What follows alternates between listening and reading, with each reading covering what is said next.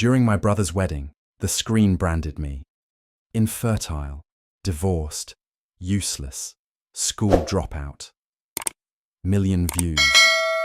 The air crackled with anticipation as I stepped into the grand ballroom, the chandeliers casting a golden glow over the wedding, guests. But something felt off. Why was my heart pounding like a war drum? I adjusted my tie, scanning the crowd for a clue, when the massive screen above flickered to life. Not with the expected montage of my brother's love story, but with a single word that froze my blood. Exposed. Whispers rippled through the room. What was this? A prank? A mistake? Then, my name appeared in bold, followed by a string of lies that hit like bullets. Failure. Fraud. Betrayer. The crowd gasped, eyes darting toward me, but I couldn't move. My wife, Lisa, stood across the room, her smile sharp as a blade. Did she know this was coming? Had she orchestrated this public crucifixion? The screen flickered again, promising more secrets, and I realized this wasn't just a moment, it was a trap. Someone wanted me broken, humiliated, erased.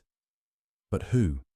And why here now? As the next slide loaded, I clenched my fists, ready to fight back, knowing whatever came next would change everything. During my brother's wedding reception, I stood like a fool in a tailored suit I couldn't afford. Watching a slideshow meant to celebrate love. Then it hit. The screen flickered once, twice, then froze. Infertile, divorced failure, high school dropout, low income, single. Laughter erupted. My brother Greg raised his glass, that smug smirk curling up like he'd waited years for this moment. "Don't laugh too hard," he said to the room. He might cry. My mother, wineglass in hand, laughed like it was rehearsed. My father let out a low chuckle, same as when I'd mess up my times tables in 3rd grade. But it was her laugh that cut deep inside me, cold, sharp, crystal. My wife Melissa was laughing hard. She leaned toward my sister-in-law, wiping fake tears from her eyes. God, who wrote that? Nailed it. I looked at her. Tight blue dress, lips glossed. She didn't flinch when she caught my stare. No shame, no regret, just that same blank look she gave me every time I asked, "Are we okay?" It had been building. I should have seen it. The cold shoulders, the way she started going out more.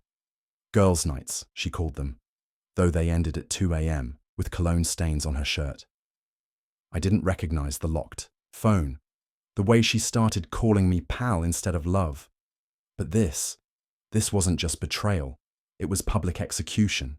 I reached into my jacket, pulled out my phone, tapped one word. Start. The room fell silent. Confusion spread. I took a deep breath and walked to the mic, pretending I had a toast. I could feel Melissa watching, tilting her head like I'd sprouted. Another. But it was too late now. The wheels were turning. "I'd like to say something," I said calmly. "You all laughed. Thought it was a good joke. Well, so do I." I nodded to the DJ. The music stopped. The lights dimmed. A new video appeared on the screen. My video. My edit. Weeks of footage I'd compiled. Secretly. Quietly. Painfully. Slide 1. A motel lobby at midnight. Melissa walks in, heels clicking, smiling up at a man with a jawline chiseled from stone. She kisses him. Not a friendly peck. A soul-stealing lip lock. Slide 2. A text thread. Melissa. He still thinks I'm at Pilates. Lol. Unknown number. Told you he's a loser. You're wasting your time. Melissa. Not for long. He's got a small savings. I'll drain it then. Split. Slide 3. Audio. My voice. Her voice from a bug I placed under the sofa. Me. You said you were at therapy. Melissa. I was. Just not the kind you think. Laughter turned to gasps. People squirmed. My brother looked like he'd swallowed his bow tie. But I wasn't done. Slide 4. Melissa in the same man. Shirtless. In my truck. My fucking truck. And Then the final scene. The one I saved for the grand finale, a security cam clip from our bedroom. Not explicit, but loud enough. Her voice moaning, not my name. Her giggle after, God, he never touches me like that. He's too busy whining about his failures. I stepped back from the mic. No one was laughing now. I locked eyes with her. She wasn't laughing either. She was frozen, pale. That blue lipstick, now looking like a blood smear on a porcelain doll. She opened her mouth, but nothing came out. And that's when I said it. Calmly. Quietly. You broke me, Melissa. And now I'm going to rebuild without you. I dropped the mic. Literally let it fall. The clang echoed like a gunshot, and I walked out of that wedding, out of that nightmare, out of that life. But trust me, this was just the start. 2 weeks before that wedding, I found her phone on the bathroom counter. It wasn't even locked. That's what threw me off the most. Melissa was always the type to change passwords, like she changed outfits, daily. But that day, maybe she was careless. Maybe she didn't think I'd look. I didn't mean to snoop. I swear I didn't.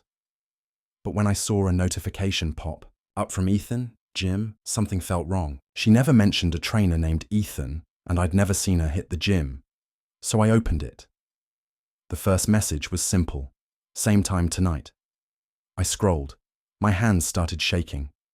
Ethan, you looked unreal in that dress yesterday. That color does things to me. Melissa, you should see what I'm wearing now. I kept scrolling. The deeper I went, the darker it got.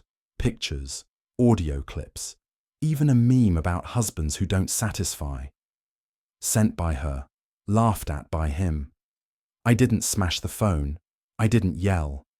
I just stood there, staring at my own reflection in the mirror, trying to recall the last time she looked at me with desire, the last time she touched me without pulling away, the last time she said my name like it mattered.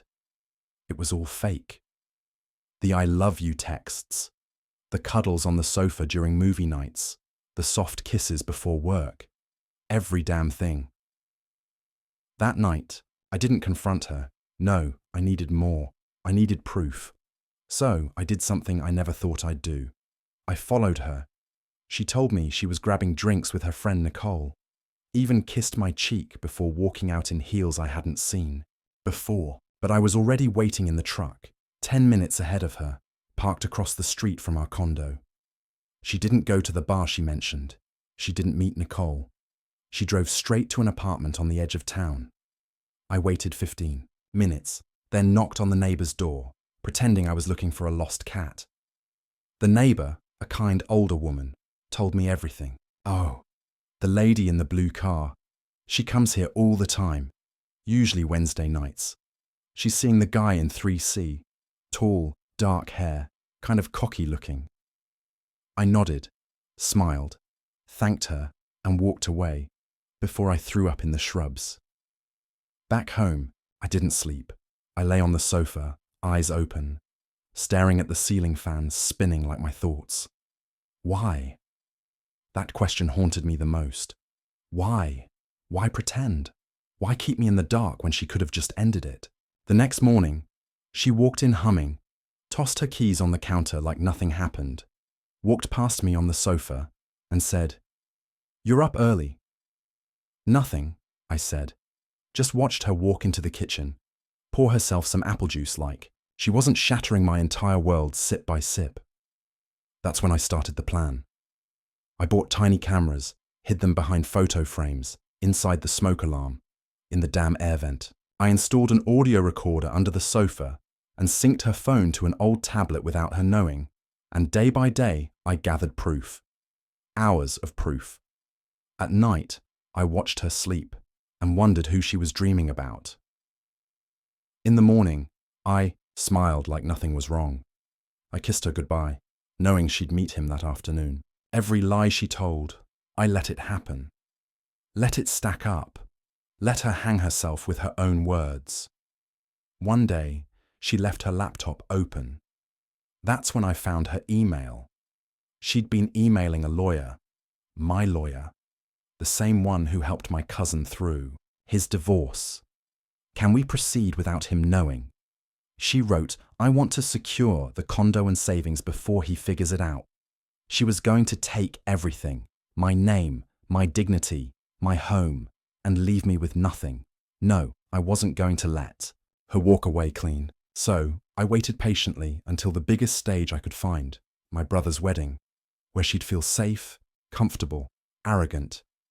That's what led to the moment when I said start. I let her walk into her own funeral, and as her lies crumbled in front of every person who once admired her, I felt something I hadn't felt in a long time. Relief. But the storm wasn't over. Because after I walked out of that wedding, she came running after me. And what she said next, that's when everything changed. She caught up to me in the parking lot, heels clacking on the pavement like gunshots. Her face was flushed, not from shame. No, that emotion was foreign to Melissa, but from fury. You planned that? She hissed, eyes wide, lips trembling at your brother's wedding. What the hell is wrong with you? I turned slowly, keeping my hands in my pockets so she wouldn't see them shaking. Not from fear, from holding back. You humiliated me in front of your entire family, she snapped. I laughed. Honest to God, laughed. A short, bitter one. You humiliated. I took a step closer. You lied. You cheated. You planned to rob me blind. And I humiliated you. She flinched, but stood her ground. That was Melissa. Never retreat. Just repackage the lie. It wasn't like that, she said, voice softer now, more calculated. It just happened. You and I, we've been dead for a long time. You stopped touching me. You stopped making me feel like a woman. I leaned in so close she could smell every ounce of the pain radiating off me. You want to feel like a woman? Then act like one. Her eyes darted away for the first time. Her armor cracked, if only for a second. You don't know what it's like, she said, suddenly teary. To live with someone who's always disappointed. You didn't even try anymore. You became boring, small. You let yourself shrink. That did it. That screen in there, I said, pointing back toward the venue. That wasn't just a joke, was it? You helped them write it. She didn't answer. You think I didn't notice you laughing the loudest? Still nothing. You always hated that I wasn't some six-figure hotshot, that I didn't take you to Miami or buy you a new SUV every year. You thought you settled. She opened her mouth, but I cut her off. You know what the funny part is? I whispered. You settled for me and still found someone worse. That landed. Her face twitched, her chin shook. She blinked fast. Don't talk about Ethan, so that's his name. Ethan. I let it roll off my tongue, like filth. The guy who sends you gym selfies and screws you in my truck. Her slap came fast, too fast for me to stop it, but I didn't react, just stood there. Let it sting. Feel better? I asked, barely blinking. You ruined everything, she said.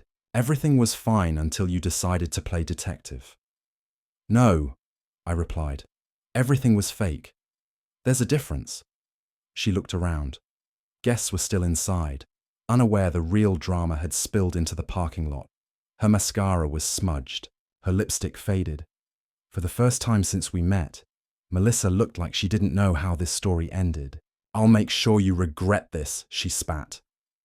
You already made sure of that, I said. You just didn't count on me waking up. I turned my back to her and walked to my truck, got in, started the engine.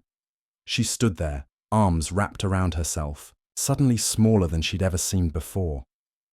I drove home in silence. No music, no calls, just the low hum of tires on asphalt and the echo of my own heartbeat.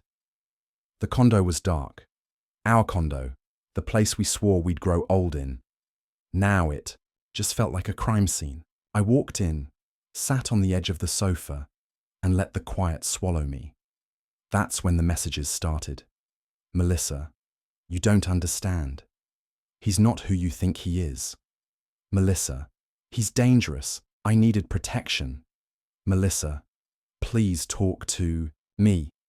I read them all, every last desperate attempt to rewrite the narrative. Then came the photo, a selfie of her crying, sitting on the steps outside the venue. Caption, "I still love you." I stared at it. Cold, empty. Love. Love doesn't lie to your face while planning your downfall. Love doesn't twist truth until you forget who you are. Love doesn't shatter you for sport and blame you for bleeding. No, that wasn't love. That was Melissa. And Melissa was done. But I wasn't. Not yet. The next morning, I woke up on the living room floor, fully clothed, stiff from the sofa I never made it to. My phone buzzed non-stop. Messages from friends, family, even my boss. The video had gone viral. Someone had recorded the screen at the wedding and posted it. Man exposes, cheating wife in front of wedding guests. Brutal, it read. Hundreds of thousands of views overnight. I didn't care about any of it. The only thing I cared about was the envelope on the kitchen counter, Melissa's handwriting, my name on the front. Inside, 3 things. The wedding ring I gave her, a key to the safe we shared, and a handwritten note. I messed up. I know there's no excuse, but I swear I didn't want it to end like this. I was scared. Scared of how small our life got. Scared of being stuck. I didn't plan to fall for him. It just happened. I'm sorry, Evan. I really am. You deserved better. She was right. I did deserve better. I sat down at the table and stared at that ring, that hollow metal circle that once meant forever. It didn't even feel real anymore, like some relic from a different life, a life I barely remembered. At noon, I got a call from my lawyer. I'd reached out the night before after everything. His voice was firm, clear. We're moving forward with the freeze. Joint assets, accounts, the condo, everything. I'll need signatures today. That's when it clicked. Melissa thought I was weak, soft, a broken man still begging to be touched. But the man she used to know was gone. That guy had bled out on the living room carpet months ago. I was someone else now. I put on my shoes, grabbed the paperwork, and drove downtown. Signed every document like I was carving her name out of my life with a knife. The clerk at the desk didn't ask questions. She just stamped, clipped, filed, done. I stopped at a diner on the way home, ordered black coffee and nothing else. I couldn't taste food lately, could barely sleep, but I could think, and the thoughts didn't stop. I wondered how long it had been going on, how many times she lied to my face while lying under someone else. I wondered if it ever meant anything to her, if she ever looked at me and felt even one real thing. When I got home, she was waiting in the driveway. No makeup, hoodie, sweatpants. It was the first time I'd seen her without her mask since before the wedding. She ran up before I could park, waving her arms like she was drowning, and thought I was the last lifeboat. "Evan, please just let me explain." I got out and locked the door behind me. "There's nothing left to explain." Her voice cracked. "He's not who I thought he was. He's been threatening me. He said if I leave him, he'll tell everyone things that'll ruin me." I almost laughed. "You think I care who you've been to him? You ruined yourself, Melissa." She grabbed my wrist, desperation in her touch. "Please, I don't want to lose everything." I looked her dead in the eyes. "You already did." And then she said the thing that burned straight through me. "You think anyone else will want you? After what they saw, after what they know now?" That's when I realized she wasn't sorry for what she did. She was sorry for what it cost her. I yanked my hand away and walked past her, left her standing there like a statue, frozen in her own arrogance. Back inside, I poured myself another coffee, sat down, watched the security footage of her and Ethan one last time, not because I needed the pain, but because I needed to remember who she truly was, who I'd married, who I'd let in. The man in the video wasn't just taking what was mine. He was smirking while doing it, like he knew I'd never do anything about it. But he was wrong. I picked up my phone, Not to call her, to call him. I had his number, found it in her synced contacts. It was time we had a talk. The phone rang twice, then he answered. Yeah. Hey, Ethan, I said, calm as death. Remember me? He paused. Who the hell? You know exactly who I am, and I know exactly who you are. Let's meet. Why would I? Because if you don't, I'll send every message, every video, every photo to your job, your family, your damn coach if you have one. He went quiet. Then, where? I smiled. Neutral ground. Tomorrow, you'll know when and where. Just be ready. Click. Let the games begin. The next morning, I sent him the location. An old, empty lot behind a closed diner on Route 66. Noon, broad daylight. I wanted him exposed, no shadows to hide in. I parked first, got out, leaned against the hood, arms crossed, phone in my pocket, a small black flash drive in my hand. All the footage, every message, everything. At exactly 12:06, a black BMW pulled in. Of course, it was a BMW. Ethan stepped out like he was stepping onto a film set. Sunglasses, denim jacket, like this was just another day. You wanted to talk, he said, hands raised slightly like I was a cop. I didn't move, not talk. I want you to listen. He scoffed. Look, man, I get it. You're pissed, but I didn't force her to do anything. If your wife was crawling all over me, maybe the problem wasn't me. I stepped forward, slow, measured. He flinched just a little. Here's what's going to happen, I said, holding the flash drive between two fingers. You're going to disappear from her life. No messages, no calls, no late-night motel runs. You're a ghost now, he smirked. Or what? You'll fight me in a lot? I tossed the flash drive. He caught it. That's a copy, I said. On there is everything. I also sent it to 5 people. If anything happens to me, it goes public. If I see your face again, it goes public. If I even hear your name, guess what? Yeah, he muttered, glancing at the drive. I took a step closer. No, you don't get it. You were just a symptom. She was the disease. But now I'm the cure. He stared at me for a second, then slowly nodded. She told me you were soft. Guess she was wrong. Dead wrong, I said, turning away. Now run along. You've already been deleted. I didn't wait for his response. Back in my truck, I felt lighter, not healed, not happy, just lighter. Like I'd shed the last dead layer of skin that still clung to the old version of me. But fate doesn't let you breathe that easy. I pulled into my driveway and saw 2 police cars parked out front. 2 uniformed officers and a detective were waiting. One of them walked over. Evan Marston. I nodded, instantly tense. We received a complaint. Melissa filed a restraining order against you this morning. Says you've been threatening her and another man. Says she fears for her safety. I actually laughed. The cop blinked. Do I look like I've been threatening anyone? Look, we're just doing our job, the detective said. But if you've got anything to say, now's the time. I pulled out my phone, showed him the synced messages, her emails, the footage of her planning to clean me out with Ethan. Their faces changed, especially the detectives. You want us to believe she's setting you up? She already tried, I said. She just didn't expect I'd start recording first. He took the phone. We'll need to review this. Take your time, I said. I've got backup copies just in case. They left without cuffs. That was something, but it confirmed what I already knew. She wasn't just wicked. She was dangerous.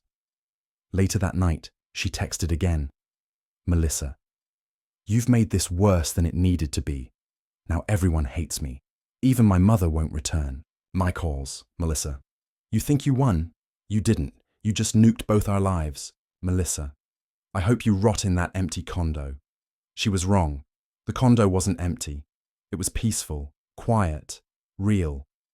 The next day, I got a letter in the mail. Her lawyer this time, she was filing for spousal support. claiming emotional distress. My lawyer laughed when he saw it. Let her try. This isn't going to end the way she thinks. I went into the garage and pulled out the box labeled Our Wedding. It was dusty, heavy. Inside, photo albums, invitations, a dried flower from her bouquet, cards with fake promises. I took it all outside, lit a match, and I watched it burn. The flames were slow at first, hesitant, like even the fire didn't want to touch something so soaked in lies. But then the corner of a wedding photo caught, the one where she was smiling, up at me like I was the center of her world, and the whole box went up. Her handwriting curled into smoke. The satin ribbon from our invitation shriveled into ash. I didn't move. I just stood there in the cold, watching years of carefully packaged betrayal dissolve into black dust. My phone buzzed in my pocket. It was Greg, my brother, the one who'd smirked at my humiliation like it was part of the show. "Hey man," he started, voice unusually quiet. I didn't know it was real. I thought it was a gag, something you were in on. "Yeah," I said, not hiding the ice in my voice. "Look, I was wrong. I didn't get it. But Mum told me everything. She's devastated." Mum laughed. "I know, but she didn't know the full story either. Nobody did." He hesitated. "You coming to Thanksgiving?" I almost laughed again. "You think I want to sit at a table with people who clapped while my life got dragged through the mud?" He went quiet. I hung up. The next day, Melissa tried calling twice. Then again, blocked number. I didn't answer, but I saved every voicemail. Her voice, once so smug, now cracked and frantic. "Evan, please. You're destroying my life. Do you get that? You've turned everyone against me. My job, my friends. They're all pulling away." Pause. A shaky breath. "I didn't mean for this to spiral. I thought maybe we could just fix it. Start over. I made a mistake." That word. Mistake. Like she tripped and fell into another man night after night. Then her tone shifted. "But if you think I'm going to sit back and let you ruin me, think again. I will fight you, and I will win. You were always too weak to keep me, and now you're too bitter to let go. That's pathetic." Click. It should have hurt, but it didn't. It confirmed everything I needed to know. She hadn't changed. She wouldn't. That same day, Ethan posted a video online. Some sleazy attempt at damage control. Him in a tank top. All, "I never meant to hurt anyone, and feelings just happened." He looked half drunk or maybe fully stupid. The comments section tore him apart. "You bragged about it 2 months ago on your story. Don't act like you care now. Homewreckers always play victim when they get caught. Dude, she's not even hot enough to ruin your reputation over." BFR. It was beautiful. Melissa's world was unraveling fast. Her job put her on leave, pending an internal review. Her little circle of TikTok friends stopped tagging her. She turned off comments, hid her likes. I didn't say a word, just watched the quiet collapse. Then late one night, there was a knock at the door. I checked the peephole. Her. I almost didn't open it, but I wanted to see her one last time. She looked like hell. No makeup. Hoodie draped over her like a cape of defeat. Hair tied back, eyes swollen. "I didn't know where else to go," she said, voice barely above a whisper. I didn't respond, just let her stand there, twisting her fingers like a nervous kid. "I lost everything," she said. "Do you understand that? Everything because of one mistake." "You didn't lose it," I said. "You threw it out the window while smiling." She stepped closer. "Evan, I don't love him. I never did. It was a fantasy. He's nothing like you." "You're right," I said. "He's exactly like you." She blinked. "I'm sorry. No, you're desperate." I took a step back. "You don't get to come in. You don't get to cry on my sofa and tell me you're broken. You broke. Yourself. Now go fix it without dragging me back into your mess." Tears welled up. She opened her mouth, maybe to beg, maybe to yell. I shut the door before she could decide. And for the first time in months, I slept. No dreams, no nightmares, just peace. But I knew this wasn't the end. Not yet. Because when someone like Melissa loses control, she doesn't walk away. She reloads. The following morning, there was a scratch down the side of my truck. Deep, fresh, like a key had been dragged slow and angry across the paint. She was escalating. I didn't need cameras to know it was her. It had her signature, just enough damage to send a message, not enough for jail time. Not yet. I filed a report with the police. Officer didn't seem surprised. She's not the first to lose it when the walls start closing in, he said as he filled out the form. Keep your phone on you and install cameras if you haven't already.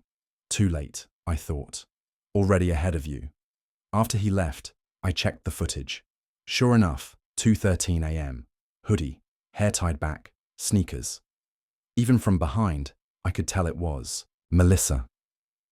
She moved like she owned the world, like consequences were for other people. I forwarded the clip to my lawyer. An hour later, Melissa texted me. Melissa, you're filming me now. That's how you want to play it? Me. You're not untouchable anymore. No reply. That same afternoon, her lawyer called mine, said she wanted to negotiate. That was code for she was scared. I let her sweat. The next few days were quiet. Too quiet. Then came the call from a blocked number. Evan, a voice said, low and shaking. This is Ashley. I used to work with Melissa. I sat up straighter. Okay. I think you should know. She's saying things to people at work, stuff about you, personal things. She's trying to spin everything like you were abusive, controlling. She's even showing old text messages out of context to make it look like you were unstable. Of course she was. Melissa didn't just destroy people in private. She rewrote history to survive in public. Why are you telling me this? I asked. A pause. Because she said the same things about me to my fiancé. Got between us. She's poison, Evan, and I'm tired of pretending she isn't. I thanked her, hung up, sat there in silence. This wasn't just about betrayal anymore. It was about survival, about truth. I pulled up the voice recordings. I had hundreds of hours, conversations, arguments, private chats she never knew were being saved. Not because I planned this all along, but because somewhere deep down, I think I always knew the fall was coming. Now I had to decide how far I was willing to go. Did I want revenge, or did I want peace? Both, maybe. A week later, we met in a mediation room. Neutral ground. 2 lawyers, 1 mediator, and us. She looked thinner. Her hands trembled as she sipped water, but her eyes still sharp, still calculating. She didn't look at me. The mediator began. Legal talk, terms, assets, proposed splits. Then, Melissa finally spoke. I want the condo. I laughed out loud. She turned to me, face burning. It was supposed to be ours. You mean the condo you were going to secretly claim after draining our accounts? That was before, she said through clenched teeth. Before you made me look like a monster. You made yourself look like a monster. Our lawyers tried to calm us, but I leaned forward, looked her dead in the eyes. This condo was built with sacrifice. With hours I hated working just so you could post fake happiness online. You don't get to keep the stage after the show's over. Her voice cracked. You don't get to win everything. I'm not trying to win. I'm trying to bury what's dead. She stared at me for a long time, then finally said, Fine, take it. Take everything. But just know this.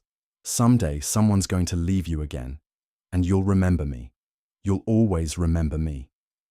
I nodded. I will. Every time I hear a lie wrapped in perfume. When it was over, I walked out of that building like I was walking out of burning wreckage, alive, scarred, but not defeated. She'd left bruises no one would ever see. Bruises that came with betrayal, not fists. But even so, I was still standing. I drove home, parked in front of my scratched truck. unlocked the door to the condo that was now mine, and sat in the silence she used to fill with noise and drama and cologne that never belonged to me. I looked in the mirror and saw someone else. Someone rebuilt, and for the first time in years I smiled. A few months passed, seasons shifted. The condo was quieter now, but it didn't echo. It breathed. I repainted the walls, got rid of the furniture she picked, sold the fake granite dining table she used to pose with on TikTok. I replaced it with a heavy cedar table I built with my own hands. Rough, real, solid. The silence no longer haunted me. It healed me. I got back into running, not to chase anything, just to feel motion, to feel alive. I started eating right again, sleeping, dreaming. There were nights I still woke up drenched in sweat, heart pounding from flashes of her voice, her laugh, that twisted smile. But they faded faster now, like ghosts with no strength left to haunt. One evening, I sat on the porch as the sun set, a cold beer in hand, no phone, no distractions, just the breeze and the distant bark of a dog somewhere down the street. That's when it hit me. Everything I'd lost, it wasn't really loss. It was clearance, a brutal reset. She didn't just betray me, she did me a favor. She pulled the mask off a life I was pretending to be content with. And yeah, it shattered everything. But now I could see clearly. Finally, I wasn't broken anymore. I was rebuilt. Not the same man, not softer, not colder, sharper. I thought about all the signs I ignored, the lies I excused, the dignity I traded for comfort, and if I could give one piece of advice to the next man caught in the same storm, it would be this. Don't waste time wondering why she did it. That question will rot your insides. Ask yourself why you let it go on. And then build. Burn what needs burning. Cry if you must. Scream if it helps. But when the fire dies down, build something so real, so solid, so yours that no one like her can ever tear it down again. Because in the end, she didn't destroy me, she set me free. In the quiet aftermath of betrayal, I learned that truth is not a gentle healer, but a relentless forge, reshaping you through fire. The scars from that wedding night, where lies were unmasked and trust shattered, taught me that pain is not the end, but a brutal beginning. To those standing in the wreckage of deception, hear this. Don't cling to the why of someone else's cruelty. It's a poison that festers. Instead, ask what you allowed to blind you, and let that question guide your rebirth. Rebuild with intention, brick by brick, choosing authenticity over comfort. The world will tempt you to hide your wounds, to shrink into silence, but wear them as armor. They prove you survived. Forgive yourself for loving too deeply, but never again trade your worth for someone else's validation. Life's greatest lesson is not in avoiding betrayal, but in rising from it. Sharper, wiser, unapologetic. Stand tall in your truth, for it is the only foundation that endures. When the storm clears, you'll find not just peace, but power, a life so fiercely yours that no one can dim its light again.